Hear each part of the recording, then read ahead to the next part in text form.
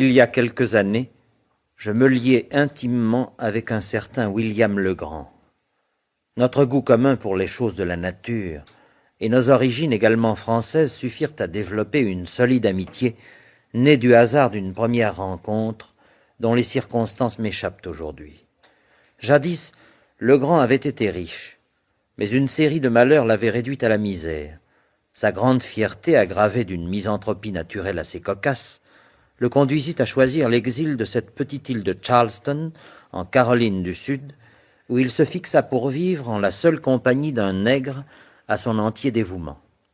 Là, il s'était construit une hutte assez sommaire, mais très suffisante pour le protéger, si l'on tient compte de la clémence particulière au climat de ces régions. Or, ce jour d'octobre 1832, il fit un froid si remarquable qu'il suffirait à le singulariser dans ma mémoire. Cependant, il ne devait être que l'une des 1000 bizarreries naturelles et surnaturelles dont l'enchevêtrement est demeuré très fidèlement inscrit dans mon souvenir pour y conserver le parfum d'une histoire en tout point extraordinaire. Le crépuscule était proche lorsque je me présentai devant la hutte de mon ami Legrand. Bonsoir, Massadoc. Bonsoir, Jupiter. Oh, jamais eu si froid de ma vie, Massadoc. Les pauvres morts, je les plains. Doivent grelotter, les pauvres morts. Ton maître est rentré. Auprès du feu, Massa. On dirait le diable, avec ce feu que je lui ai fait. Venez donc près du diable, mon ami. Il vous recevra toujours aussi bien que ce vieux fou. Jupiter, il n'est pas aussi fou que quelqu'un que connaît bien Jupiter. Oui, oui.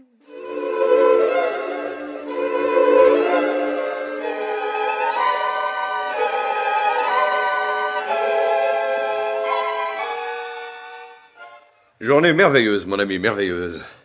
Même ce froid m'ensoleille. Hormis les hommes, tout ce qui vient de la nature m'enthousiasme.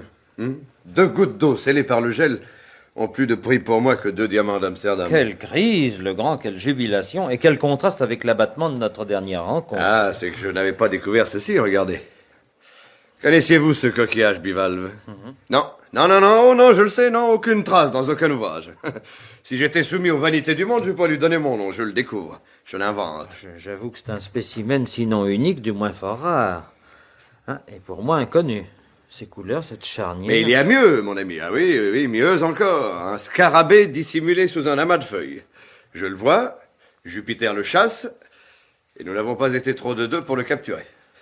Attendez, je vous demanderai de l'examiner avec moi demain matin. C'est un joyau sans égal. Mais tout de suite, je suis à votre disposition. Ah, si vous m'aviez averti de votre venue, oui, mais comment le deviner? Sur le chemin du retour, j'ai croisé Gunnigan, le lieutenant du Fort Moultrie. Vous connaissez sa passion d'entomologiste, il n'a eu de cesse que je lui confie ma prise. Dès l'aube, Jupiter ira reprendre mon bien. C'est à vrai dire la plus ravissante chose de la création. Décrivez-le-moi, Legrand. Je suis très fort sur le chapitre des scarabées et je m'engage à vous en livrer le nom si vous m'en livrez un portrait exact. Mais celui-là n'est pas de votre liste, j'en parierai ma vie. Voyons.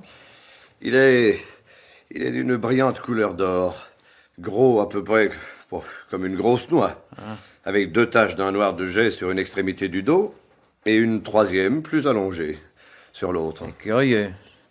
Je vous confesse que vous m'étonnez. Ces antennes. Courtes et massives. Des cornes plutôt que des antennes, qui lui font une sorte de casque barbare.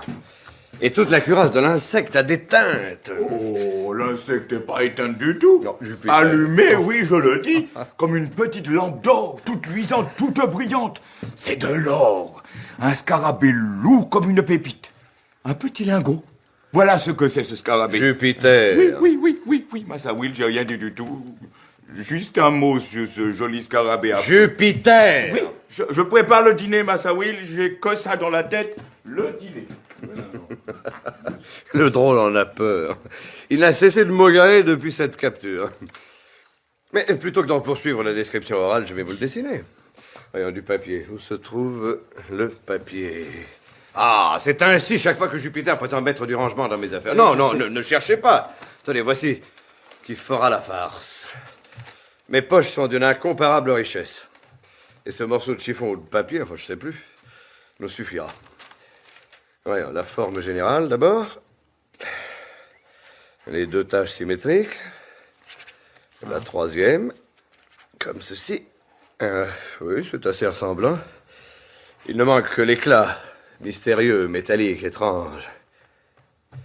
Et j'oubliais les antennes. Massa Will, je peux pas retrouver les fourchettes. On peut pas manger comme des sauvages, un jour comme aujourd'hui, avec un invité. Et comment appelles-tu ceci, vieille bête, si tu faisais attention à ce que tu fais, hein? Ah, à force de faire attention à tout, ça me distrait, Massa Will. Eh bien, que pensez-vous de mon dessin? Non, mais prenez garde, vous allez vous brûler, mon ami. L'image est assez nette, pourquoi tant vous approchez du feu? Comme Jupiter, l'attention m'a rendu distrait. Je me suis roussi le poil. Mais c'est votre faute, le grand. Votre énigme m'a déconcerté. Elle est bien dans votre manière, cependant. Une énigme? Quelle énigme? Vous me promettez l'esquisse d'un scarabée, je ne vois ici que le dessin d'une tête de mort. Vous permettez? Mon Dieu! Eh oui, il y a de ça. Les deux taches supérieures pour les yeux, plus bas l'autre, la bouche. Au reste, tout s'inscrit dans l'ovale du corps. Oui, et votre scarabée serait le plus étrange du monde s'il ressemblait à ceci. Je présume qu'il prendrait nom Scarabeus caput hominis le Grand, ou quelque chose d'approchant. Ce qui m'intrigue dans votre plaisanterie, c'est que vous m'annonciez des antennes et que je n'ai pas encore réussi à découvrir. Mais, enfin, je les ai faites, elles y sont, j'en suis sûr, je les ai dessinées. Disparu, c'est incroyable. Enfin, je tiens ce dessin, n'est-ce pas? Je le tiens.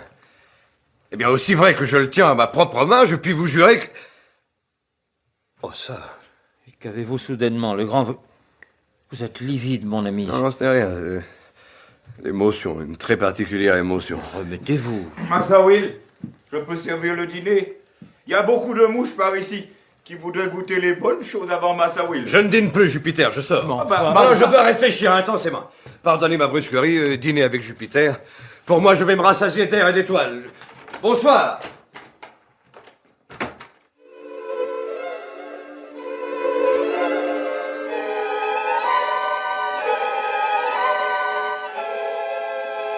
Il disparut dans la nuit, en proie à la plus profonde exaltation. Cependant, il n'alla pas loin et se figea bientôt dans une attitude méditative que je ne lui connaissais pas. Insensible au froid, il demeura ainsi, immobile, tandis que je dînais face à Jupiter dont les yeux blancs louchaient avec une inquiétude croissante vers son maître. Je décidai de ne pas prolonger le séjour devenu maussade jusqu'au lendemain, ainsi que j'en avais eu d'abord l'intention, et pris bientôt congé.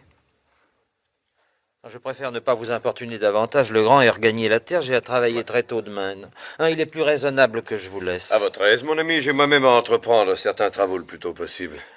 Jupiter vous raccompagnera. Épargnez-le et rentrez. Il se ronge d'inquiétude à votre endroit. Il a tort, grand tort. Et vous aussi? Je vais bien, mon ami, très bien. Très bien.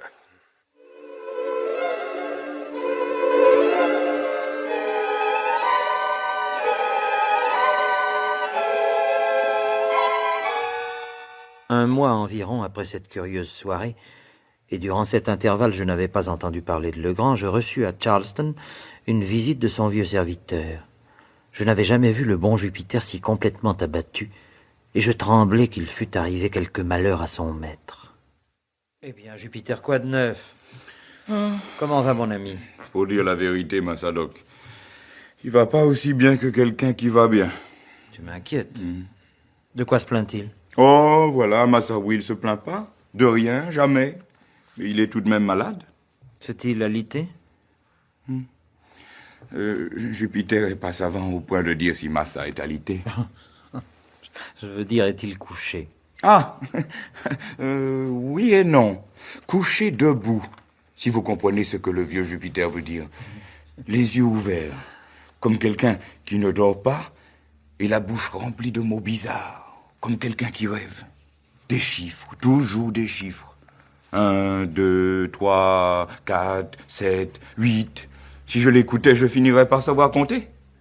Et il va par-ci, et il va par-là, le regard sur le bout de sa chaussure, le dos rond, aussi blanc que le fantôme d'une oie blanche. Je le surveille. Oh là, toujours l'œil sur lui, rien que sur lui.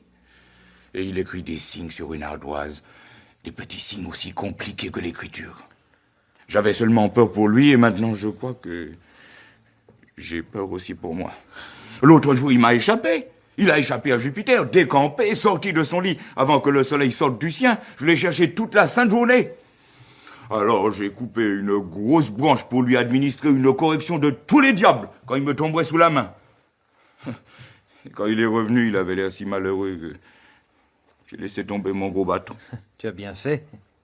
Peut-être n'est-il pas en état de supporter que tu le corriges. Mais cette maladie, cette modification de son comportement, as-tu une idée de ce qui les a motivés? Enfin, est-il arrivé quelque chose de fâcheux depuis que je vous ai vu? Non, Massadoc, rien de fâcheux depuis, mais avant.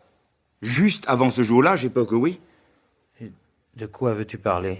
Et du scarabée. Voilà tout, le scarabée. Je suis sûr et certain que Massa Will a été mordu quelque part dans la tête par ce scarabée d'or. Non, ne dis pas de sottise. Oui, je le dis, oui. Mordu ou pincé ou griffé, il a tout ce qu'il faut pour ça, je vous jure. Jamais vu un scarabée aussi enragé. Il a attrapé et mord tout ce qu'il voit. Des fois, il me coud derrière. Le premier qu'il a vu, c'est Massa Will. Mais celui qu'il a capturé, c'est moi. Il avait déjà mordu Massa Will, qu'il avait lâché. Oui. Alors, moi, je vois sa vilaine bouche, je trouve un vieux morceau de papier par terre, je lui en mets un petit bout dans sa vilaine bouche, je le roule vite dans le papier et je le prends, comme ça. Et sûrement qu'il m'en veut depuis. Oh, et tu penses qu'il aurait rendu ton maître malade parce que réellement il l'aurait mordu? Réellement, je pense que Massa Will ne fait plus que rêver d'or. Et que le scarabée m'a tout l'air d'être un scarabée d'or. Et que l'or est une sale maladie. Et que c'est pas Massa Will qui a mordu le scarabée. Comment sais-tu qu'il rêve d'or?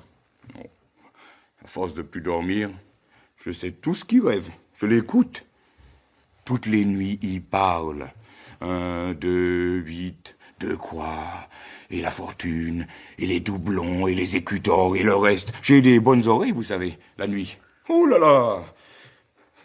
J'ai peur pour le pauvre Massa Will, oui. Je l'ai rien vu faire d'intelligent jusqu'à hier, quand elle vous a écrit sa lettre. Sa lettre? Et quelle lettre? Celle que je vous apporte. Mais tu ne pouvais pas le dire plus tôt? Et si je le dis plus tôt, vous comprenez pas comme je suis inquiet. Et alors, je peux pas vous demander de la lire tout haut. Eh bien, c'est entendu. Allez, donne. Et je la lis à haute voix. C'est pas seulement parce que Jupiter est curieux. C'est parce que Jupiter se fait un mauvais sang terrible pour Massa Will. Mon cher ami, pourquoi ce long silence? Seriez-vous assez enfant pour vous formaliser d'une petite brusquerie? Je ne puis y croire. Depuis que je vous ai vu, j'ai eu un grand sujet d'inquiétude. J'ai quelque chose à vous dire, mais à peine sais-je comment vous le dire. Sais-je même si je vous le dirai. Je n'ai pas été très bien depuis quelques jours et le pauvre vieux Jupiter m'ennuie insupportablement par toutes ses bonnes intentions et attentions. Le croiriez-vous? Voilà. Il avait préparé l'autre jour un fort gourdin à l'effet de m'en caresser pour lui avoir échappé toute une journée seul au milieu des collines sur le continent. Oui, parfaitement. Je crois que seule ma mauvaise mine m'a sauvé de la correction. Je n'ai rien ajouté à mes collections depuis votre passage. Revenez avec Jupiter si vous le pouvez sans trop de gêne. Venez, je désire vous voir ce soir pour affaire grave. Je vous assure que c'est de la plus haute importance. Votre tout dévoué, William le Grand. Alors, Massadoc. C'est bon. Je te retrouverai dans 1 heure près du bateau.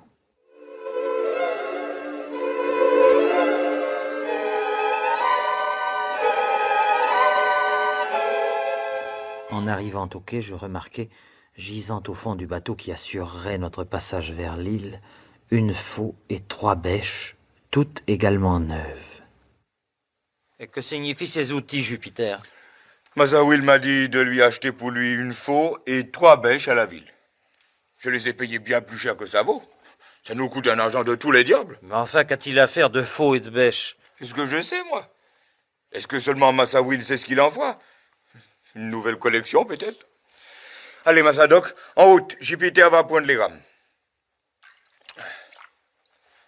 Et dire que tout ça nous arrive par la faute de ce scarabée.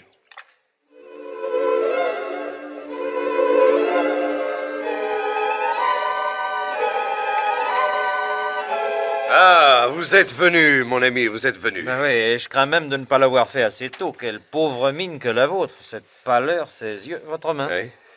Oh, vous brûlez de fièvre, le grand. Oui, d'une fièvre merveilleuse. Je suis la proie d'une fièvre dont votre médecine ne saurait me guérir. C'est ça, à mon avis. Prenez le pouls de l'aventure, comptez les pulsations d'un rêve étonnant. Voilà ce qu'il a fait, ce damné scarabée. Savez-vous bien que mon pauvre Jupiter a tout à fait raison. Sans l'insecte qu'il fait autant que moi divaguer, je ne serais qu'un homme ordinaire. Ah oui, je lui dois beaucoup, car il est d'or. Mais d'or véritable? En ce qu'il est destiné à faire ma fortune, oui.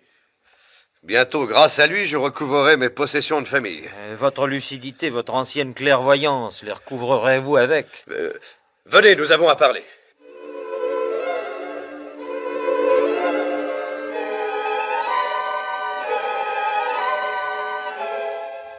Asseyez-vous. Je vais vous montrer l'envoyé du destin. Jupiter, apporte-nous le scarabée. Quoi, Massa Will? Moi? Vous apportez ce vilain diable? Oui. Je veux rien démêler avec lui, vous saurez bien le point de vous-même. Bon, excusez-moi un instant. Vous pourrez juger si mon enthousiasme pour lui est ou non une sottise. Non, c'est pour juger de votre état que je suis ici, le grand. Ne pas vous mettre au lit, là serait la sottise. Tenez, le voici. Oh Dieu, il est énorme. Oui. Les taches, les antennes. Oh, il est lourd, il est étrangement lourd, vraiment. Et cependant, cet insecte est vivant. Il remue des pattes, et ses élytres s'écartent. Si nous excluons sa couleur et son éclat, nous sommes loin de l'objet d'or massif auquel vous commenciez à me faire croire. Et je vous dis, moi, que vous tenez beaucoup d'or dans votre main. Et si je vous ai demandé de venir, c'est pour tirer de votre sagesse quelques conseils dans l'accomplissement des vues de la destinée. Permettez-moi le premier conseil, celui du médecin. Ah non, vous vous trompez, non, je suis aussi bien et je puis espérer de l'être dans l'état d'exaltation que j'endure. Rangez votre pharmacie de préceptes à l'usage des bonnes femmes. Et si réellement vous tenez à me voir tout à fait bien, vous me ferez une réponse très propre à me soulager de cette excitation. Encore faut-il que vous formuliez la question. Bien. Jupiter et moi, nous partons pour une expédition dans les collines, sur le continent. Et nous avons besoin de l'aide d'une personne en qui nous puissions absolument nous fier. Vous êtes cette personne unique. Acceptez-vous? J'ai le vif désir de vous venir en aide, mais prétendez-vous que cet infernal scarabée ait quelque rapport avec votre expédition dans les collines? Ah oui, certes, oui. Alors, le grand, il m'est impossible de coopérer à une entreprise aussi parfaitement absurde. J'en suis fâché. Très fâché, car il nous faudra tenter l'affaire à nous seuls. À vous seul.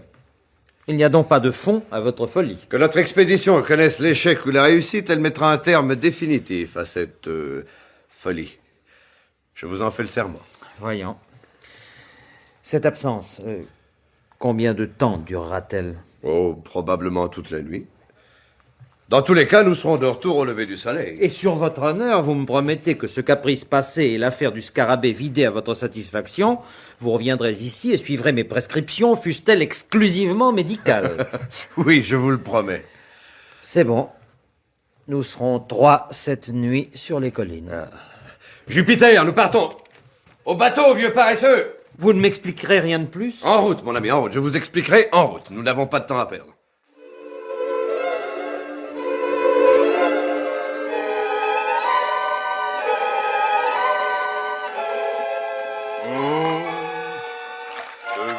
Scarabée, s'il passe près de mon soulier,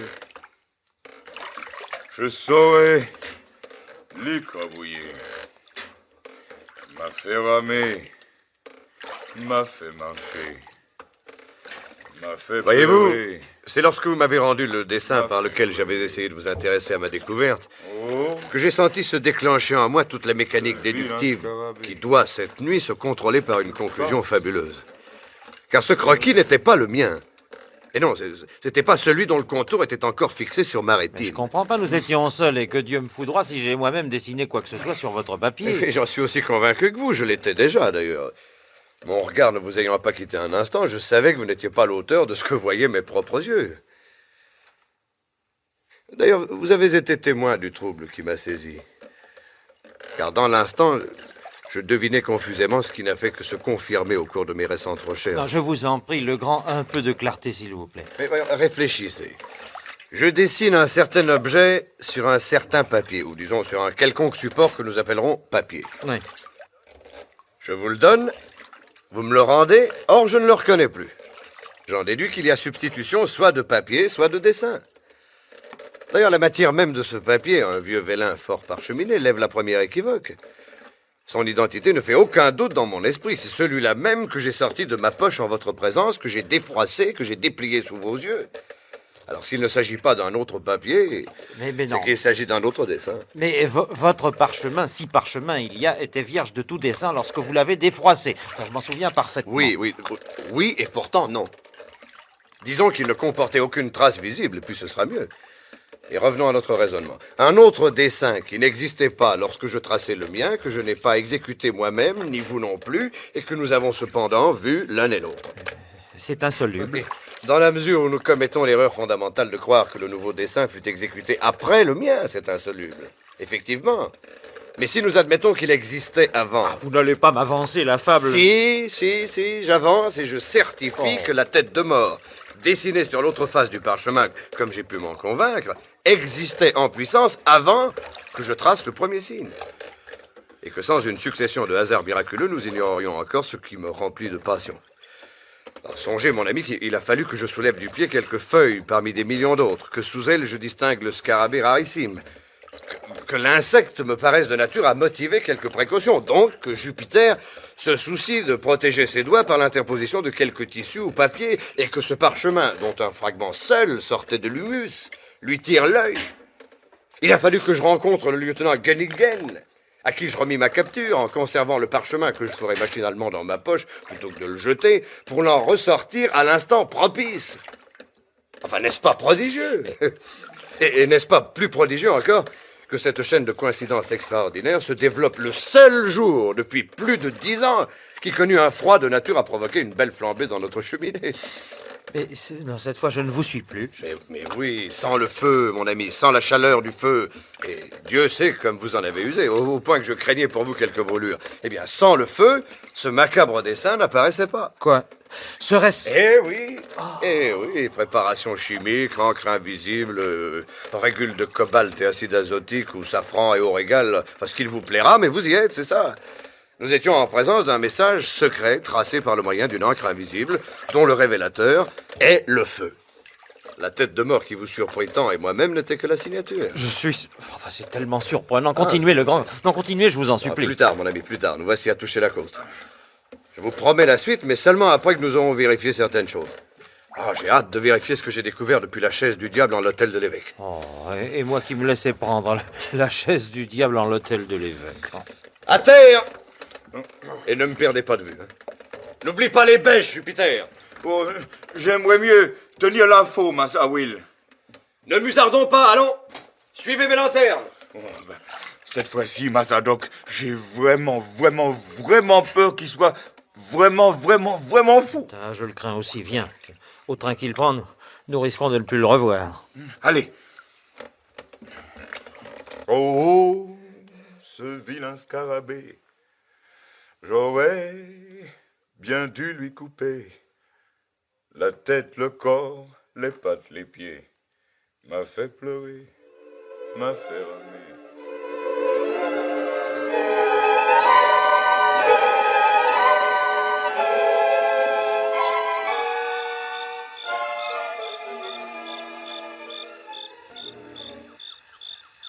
C'est l'arbre. Un tulipier, je m'en doutais, pour dominer ainsi jusqu'aux chênes. Mais qu'est-ce qu'ils font, bon sang? Allons, pressez-vous! On se presse, Massa Will. Le scarabée, que je le sorte de sa boîte.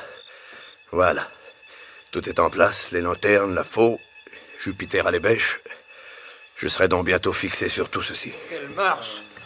Ou plutôt quelle marcheur, littéralement, vous paraissiez trotter, le grand. Et je trottais. Et moi, j'avais ces deux loups de bêche qui m'appuyaient sur les épaules. Oh là là, j'ai plus d'épaules, si vous voulez savoir. Mais tes jambes, tes bras, Plus beaucoup non plus. assez pour grimper à cet arbre? Celui-là Bien grand, Oui. bien lisse. Mais Jupiter n'a pas vu d'arbre où il ne puisse grimper. Vouez-moi ça, le vieux nègre peut grimper. Alors monte avant qu'il ne fasse trop noir. Et jusqu'où monter, Massa? Et il va se rompre les os, le grand. Sûrement pas, je me sens tout jeune au pied de cet arbre. Bon, lorsque tu auras atteint la première branche, je te dirai quel chemin suivre. Bon. Ah, j'oubliais. Prends ce scarabée avec toi. Quoi? Le scarabée? Avec moi? Oui. Et pourquoi avec moi, ce scarabée? Que je sois damné si je le prends avec moi sur cet arbre. Jupiter, Massa. si vous avez peur, vous, un grand nègre, un gros et fort nègre, de toucher un petit insecte inoffensif et mort. Mort. Oui, mort, la captivité l'a tué. Mais si vous avez peur de lui, monsieur Jupiter, emportez-le par le bout de cette ficelle. Sinon, mon ami, je serai dans la cruelle nécessité de vous fendre la tête avec cette bêche. Mon Dieu. Mais qu'est-ce que ça veut dire, cette histoire? Il faut toujours que vous cherchiez noise à votre vieux Jupiter. Moi? Avoir peur d'un petit scarabée mort et inoffensif et pendu au bout d'une ficelle? Ah, de quoi rire, oui. Je m'en fiche bien du scarabée, moi. Il m'empêche pas de monter. Tenez, regardez. Comme un jeune homme, je vous dis. C'est pas un scarabée qui va me gêner, non? Il est incroyablement agile. Et nous le regardons, ne l'oubliez pas, ça le flatte incroyablement. Et maintenant, où je vais, Massa Will? Suis la grosse branche. Non, la plus grosse. Oui. Suis-la en montant. Le plus haut possible. Mais on ne le distingue déjà plus. Taisez-vous, mon ami, taisez-vous, tout devient question de détails. Se tromper sur l'un compromettrait tout l'édifice de notre entreprise. Est-ce que je dois monter encore? À quelle hauteur es-tu? Ouf! Si haut! Si haut que je peux voir le ciel au travers des feuilles. Bon, ne t'occupe pas du ciel et écoute-moi bien. Regarde le tronc de l'arbre et compte les branches au-dessous de toi, de ce côté. Combien en as-tu passé? 1, 2, 3, 4, 5. J'ai passé 5 grosses branches, Massa Will. C'est bien, très bien. Encore une et tu atteindras la 7e. Oui, je la vois. Il faut que tu avances aussi loin que tu pourras sur cette 7e branche. Et si tu vois quelque chose de remarquable, tu me le diras. Ce que je vois de remarquable, c'est que c'est une branche morte. Et que c'est pas bon pour les vivants, les branches mortes. Et elle est pas solide, cette branche, Massa Will. Elle est pas bien potente, vous savez. Et même elle est morte, comme un vieux clou de porte. Une branche morte, dis-tu? Tout à fait sans vie, oui. Redescends, Jupiter! Non! Entame le bois avec ton couteau pour voir s'il est pourri profondément. Pas trop pourri. Si j'étais tout seul, je pourrais m'aventurer dessus. Tu n'es pas seul? Ah, il y a le scarabée qui est bien lourd, Massa Will. Si je le laissais tomber, ça irait mieux. Cette branche-là, elle peut pas porter un aigle plus un scarabée. Ben, je vais vous l'envoyer, Massa. Si tu fais ça, je te tords le cou! Bon, alors je le fais pas. Me tordre le cou. Peut-être qu'il n'y aura pas besoin de lui pour que mon cou soit tordu. Ou même cassé. Voilà. Allons-y tout de même, hein, Jupiter. Doucement. Doucement. Je suis presque au bout. Ça y est. Presque au bout. Au bout! Et que vois-tu au bout de cette branche? Hein? Oh! Oh! Oh Seigneur! Oh miséricorde! Un crâne! Il y a quelqu'un qui a laissé là sa tête sur l'arbre et les corbeaux ont becqueté tout ça qu'il y avait sur l'os. Un crâne! Voilà! Avec un gros clou au milieu qui le retient sur cette branche. Elle me regarde drôlement, cette vieille tête clouée. Tiens bon! Et fais exactement ce que je vais te dire. Fais bien attention. Trouve l'œil gauche du crâne. Oh là là là là là là, l'œil gauche. Ben justement, il n'y a pas d'œil gauche du tout. Enfin, ne sois pas stupide. Sais-tu distinguer ta main droite de ta main gauche? Bien sûr que je sais. Je suis pas idiot, non, quoi. Quoi? Eh bien, l'œil gauche est du même côté que ta main gauche. Alors je le vois. C'est celui-là, je le vois. Tu vas faire passer le scarabée par l'orbite gauche et le laisser filer aussi loin que la ficelle peut aller. Comme un fil à plomb de maçon, tu me comprends? Oui, très bien. Le scarabée est déjà passé par la orbite. Le voilà qui descend. Oh, regardez-le, ce vilain. Regardez-le, docteur. Et la faux. Donnez-moi cette faux que je nettoie la place. Je dois connaître l'endroit exact où il touchera terre. La moindre brindille, la moindre plante pourrait le dévier de sa course. Attention, vous me faucheriez une jambe, le grand. Est-ce que je peux redescendre? Un instant, un instant. Lâche la ficelle sans la balancer. Voilà, bien. Bien. C'est là. Là. Alors, je descends? C'est là. Donc, 50 pas dans cette direction. Exactement. Redescendez, Jupiter! Une bêche, aidez-moi. Ici. Creusons ici. Mais venez, bon sang. Nous ne serons pas trop de deux.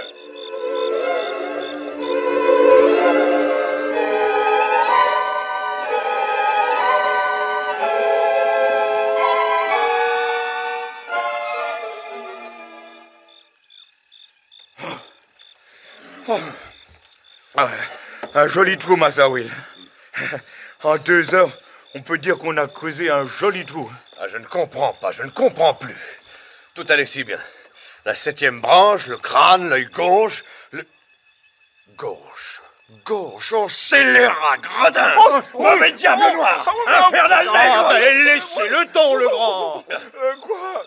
Alors quoi? Ta main gauche, montre-la-moi. Oui. Vite, ne tergiverse pas. Allez, ta main gauche. La voilà, Massa Will. Personne ne peut dire que Jupiter vous aura refusé de vous montrer une main ou l'autre. C'est celle-là. Oui, bien sûr, mais lorsque tu regardais le crâne, n'est-ce pas? Il te faisait face. Oui. Et tu as passé le scarabée dans l'œil qui était placé du côté de ta main gauche. Comme vous m'avez dit, oui. Donc, par son œil droit à lui, puisqu'il te regardait. Vous pouvez pas me regarder puisqu'il n'y avait plus du tout d'œil. Oui, mais non, mais c'est bien ça. Son œil situé du côté de ta main gauche. Oui. Bon, eh bien, alors nous recommençons tout. Non, je ne remonterai pas sur cet arbre. Je suis trop vieux pour faire le singe 2 fois dans la même Allons, nuit. tais-toi. Suivez-moi.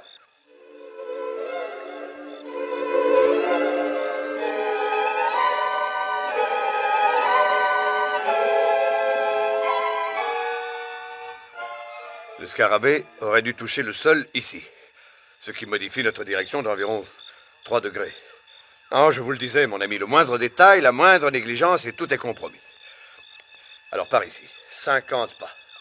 1, 2, 3, 4.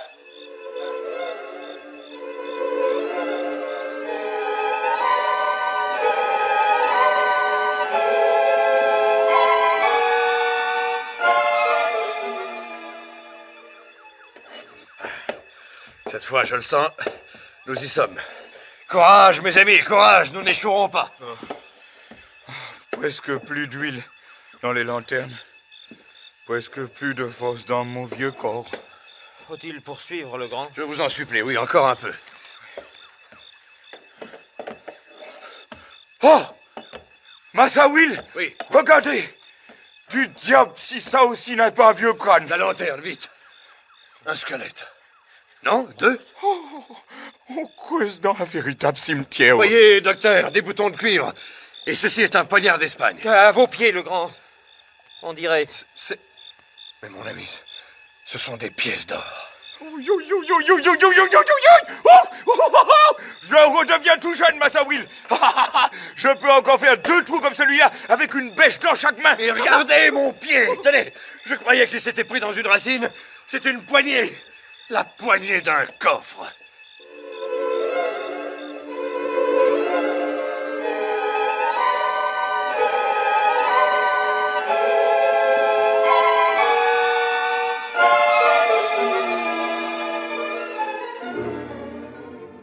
Et nous nous remîmes au travail avec une ardeur nouvelle.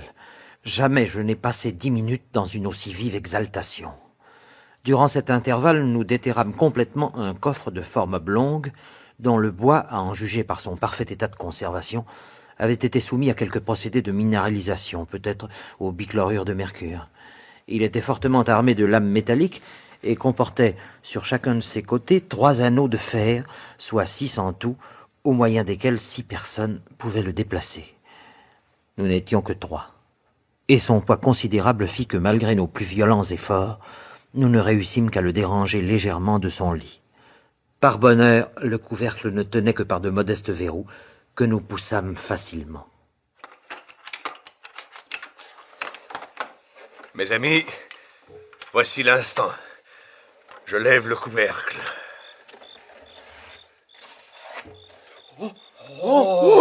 Prodigieux! Et tout ça vient du scarabée? Du joli scarabée d'or? Le pauvre petit insecte que j'ai injurié, que j'ai calomnié. N'as-tu pas honte de toi, vilain Jupiter, hein? Qu'as-tu dit à dire à ça? Et vous, le grand? Avez-vous enfin quelque chose de raisonnable à me dire sur tout cela? Un bon verre dans la chaise du diable de l'hôtel de l'évêque. 41 degrés 13 minutes nord-est, quart de nord. Principale tige, 7e branche, côté levant. Lâchez de l'œil gauche de la tête de mort une ligne d'abeilles de l'arbre à travers la balle, 50 pieds au large. Je n'ai rien de plus raisonnable à vous dire.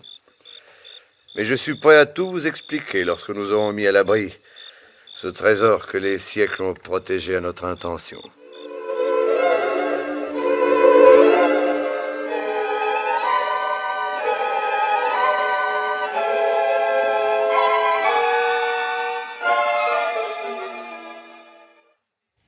« 110 diamants, 18 rubis, 310 émeraudes, de l'or, 350 livres d'or, des boucles d'oreilles, des croix, des bagues, des montres, des coffrets. Ah, mes amis, nous tirerons au bas mot $1,5 million de dollars de ces babioles. » Mais en fait, il vous reviendrait seul en toute justice que nous n'aurions le droit de nous plaindre, ni Jupiter, ni moi. Pas le droit. Je me plaindrais bien sûr, mais j'aurais pas le droit. Si, l'un et l'autre.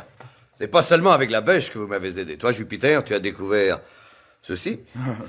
Et sans ce parchemin avec lequel tu as enveloppé le scarabée, le coffre dormirait encore sous quelques bons pieds de terre. Et il dormirait aussi si vous n'aviez approché le parchemin du feu, docteur. Vous avez permis ainsi que le message me parvint. Moi, je l'ai déchiffré. Il comportait à la fois des signes et des chiffres. Regardez vous-même. C'est tout à fait amusant. Incompréhensible, mais amusant. 5, 3, 4 croix, une autre. 3, 0, 5. Tiens, un crochet double. Une étoile. 169 signes. Non, ne plaît pas tout le document, je vous en prie. Voyez plutôt ce dessin, là.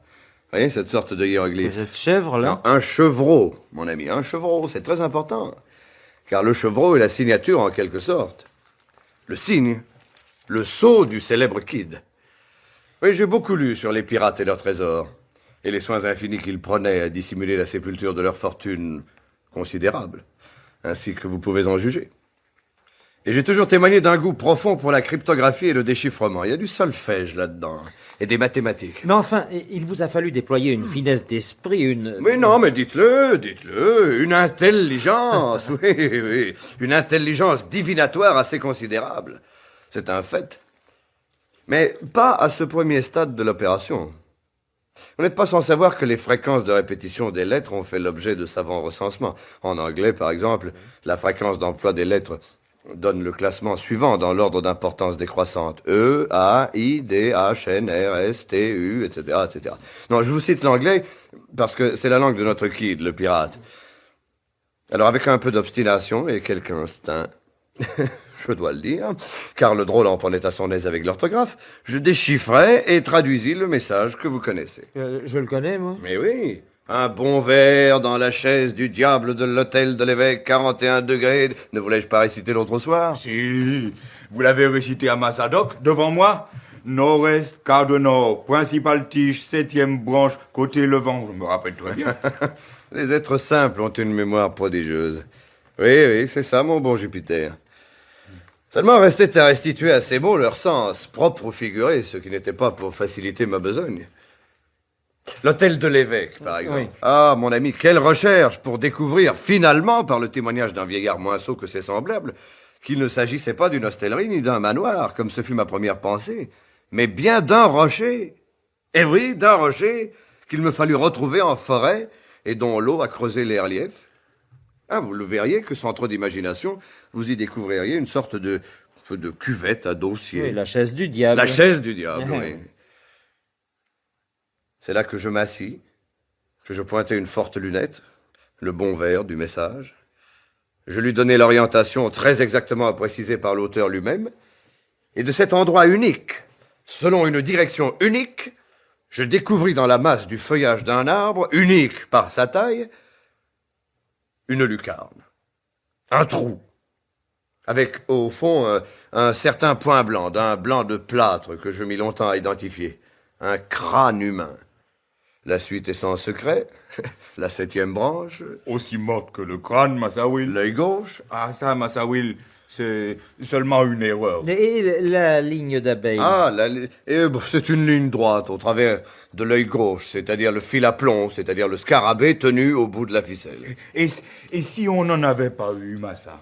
Un caillou aurait fait l'affaire. Ouh, il aurait sûrement jamais été aussi intelligent que notre petit scarabée, ce caillou. Non, au fait, le grand, votre emphase, vos attitudes solennelles en balançant le scarabée, pourquoi ces bizarreries? Vous croyez fou positivement, et pourquoi avoir absolument tenu à ce que ce soit lui, ce scarabée, qui traça depuis le crâne la ligne d'abeille? Pour être franc, je vous avouerai que je me sentais quelque peu vexé par vos soupçons relativement à l'état de mon esprit. Et je résolus de vous punir, tranquillement, à ma manière, par un petit brin de mystification froide. Voilà pourquoi je balançai le scarabée, voilà pourquoi je voulus le faire tomber du haut de l'arbre. Une observation que vous fîtes sur son poids singulier me suggéra cette dernière idée. Je comprends. Non, mais maintenant, il n'y a plus qu'un point qui m'embarrasse. Que dirons-nous des squelettes trouvés sur le coffre? Oui, comment répondre à ceci? Enfin, je ne vois qu'une manière plausible de l'expliquer. Mais elle implique une atrocité qui me fait douter de sa vraisemblance. Il est clair que Kidd a dû se faire aider dans son travail, n'est-ce pas? La besogne finie, il aura jugé convenable de faire disparaître les 3 hommes qui possédaient son secret. Quelques coups de pioche, tandis que ses compagnons étaient occupés dans la fosse. 3 hommes, Massa Will? Eh oui, pourquoi 3? Nous n'avons trouvé que 2 squelettes.